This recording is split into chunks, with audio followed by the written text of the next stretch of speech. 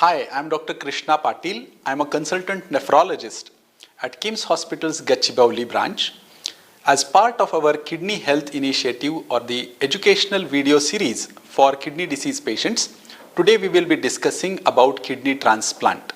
Kidney transplant is a life-saving or life-changing surgery for a patient with end-stage kidney disease. Patient's GFR or kidney function when reaches to a point where either they land up on dialysis or they are near dialysis, then a kidney transplant surgery can give them a second life in which they can come off dialysis or remain off dialysis and lead a near normal life pursuing all their passions and education or job. So kidney transplant is a very safe and life-saving procedure. It's a surgery in which a healthy donor offers his healthy kidney to the patient who has got kidney failure. So the surgery is of 3 to 4 hours. The donor can be of two types. The donor can be a living donor or a cadaver donor. The living donor transplants are more successful because they are planned surgeries. The donor has been selected after a lot of evaluation and the kidney function has been assessed to be very good before the surgery. Even in cadaver transplant, all these parameters are checked, but still, since it's an emergency surgery, the outcomes are 5 to 10% less as compared to a living donor surgery. The problem for living donor surgeries is there may not be a first degree family member in the family who are qualified as donors. So what are the qualifications for a donor? The first thing is the donor should have a similar blood group as the recipient. Nowadays, we are also doing across blood group transplants. The data over last 5 years is very encouraging. But wherever possible, if the blood group is same, that is preferable. Second thing is the donor should not be diabetic and should not have high blood pressure requiring 2 or more BP medication. The donor undergoes a panel of tests to assess his fitness and then the kidney function of the donor is assessed.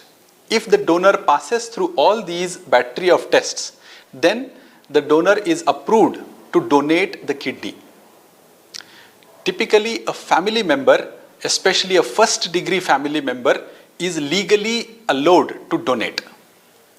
If there is no first degree family member who is qualified as a donor, then emotionally related donors like a spouse or a second degree relative where on humanitarian grounds without any financial transaction a donation is done may also be approved.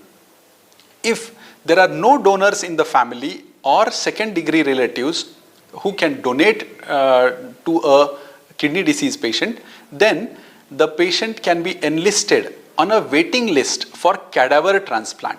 Cadaver transplant means patient whose brain has died.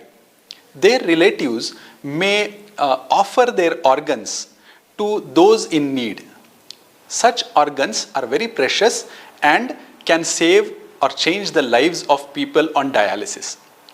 First qualification for enlisting in the waiting list is the patient should be on dialysis.